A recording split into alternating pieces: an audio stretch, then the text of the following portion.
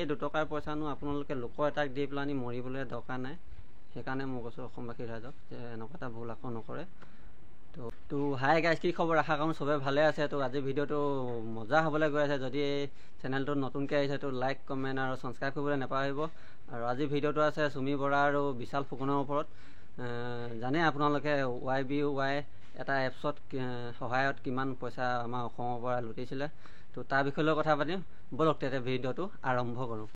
তো বিশাল ফুকন আৰু চুমি বৰাই, আপোনালোকে নাম শুনিছে চাগে, ছ'চিয়েল মিডিয়াত পূৰা খলকনি লাগি আছে নাম। এটা এপছৰ সহায়ত সিহঁতি অসমৰ পৰা কিছু পইচা মানে লুটিছিলে। তো কিমান পইচানো লুটিছিলে প্ৰথমতে সেইটো কথাই কওঁ। আপোনালোকে CBI যেতিয়া তদন্ত হৈছিলে ন, আপোনালোকে জানিছে চাগে, সেই CBI তদন্তত মুঠ সম্পত্তি আৰু পইচা পাতি ওলাইছিলে 2010 কোটি। তো আপোনালোকে ভাবক কিমান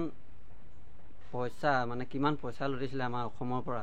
আৰু এটা কথা কওঁ মই ইয়াতে, আপোনালোকে জানে আমাৰ অসমখন চবচে দুখীয়া বুলি।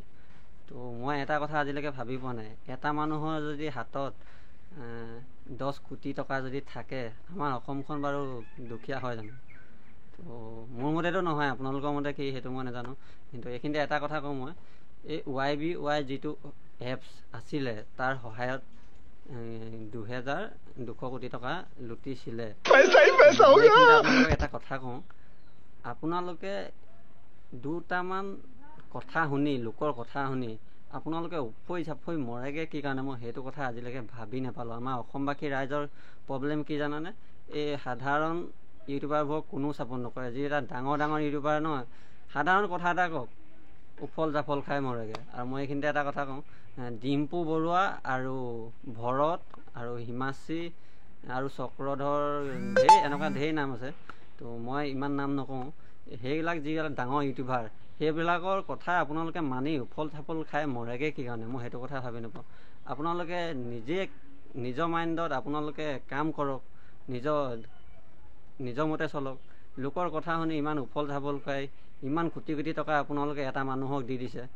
তো তাৰ সলনি আপোনালোকে সেনেকুৱা মানুহ এটাক ইমান এনজয় কৰিবলৈ দিয়াতকৈতো দুখীয়া মানুহক সহায় কৰিব পাৰে।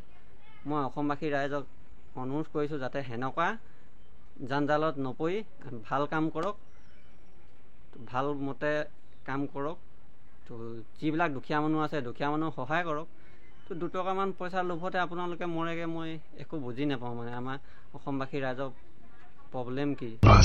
মই এইটোৰ ভিতৰত সোমাই থাকি লকআপ খোলা আছে আৰু 1700 টকীয়া ব্ৰেকফাষ্ট কৰিছে বুলি। তো ভাবক, আমাৰ অসমৰ যিবিলাক দুখীয়া মানুহ, সেই 1700 টকাই গোটেই 2-3 মাহ দিন চলিব পাৰিব, আৰু সিহঁতি 5 মিনিটত খাই উৰাই দিছে। তো মই এইখিনিতে এটা কথা কওঁ আমাৰ অসমবাসী ৰাইজক, যে ইমান লোকৰ কথা শুনি কাম ভুলতো নকৰিব। আপোনালোকে নিজে কৰক, নিজৰ কামৰ নিজক গুৰুত্ব দিয়ক আৰু নিজে আগবাঢ়ি যাওক। লোকৰ কথা শুনি, কেইটামান সাধাৰণ ইউটিউবাৰৰ কথা শুনি আপোনালোকে উফল জাফল খাই নমৰিব। আৰু এনেকুৱা এটা এইটো ডাঙৰ যিটো যাতে নকয়, আমাৰ অসমবাসী ৰাইজক এটাই অনুৰোধ কৰিছোঁ, যাতে এবাৰ যি ভুল হৈ গ'ল সেইটো হৈ গ'ল, আকৌ দ্বিতীয়বাৰ যাতে নকয়। মই অসমবাসী ৰাইজক সেইটোৱে অনুৰোধ জনাইছোঁ। আপোনালোকে কিবা এটা সহায় কৰে, কিবা এটা 2 টকা পইচাৰ কাৰণে আপোনালোকে কষ্ট কৰিছে। তো সেই 2 টকাৰ পইচানো আপোনালোকে লোকৰ এটাক দি পেলানি মৰিবলৈ দৰকাৰ নাই। সেইকাৰণে মই কৈছোঁ অসমবাসী ৰাইজক যে এনেকুৱা এটা ভুল আকৌ নকৰে। তো আজিলৈ ভিডিঅ'টো ইমানে। যদি ভাল পালেতো লাইক, কমেণ্ট আৰু ছাবস্ক্ৰাইব কৰিবলৈ নাপাহৰিব। আজিলৈ ভিডিঅ' ইমানে। তো বাই বাই।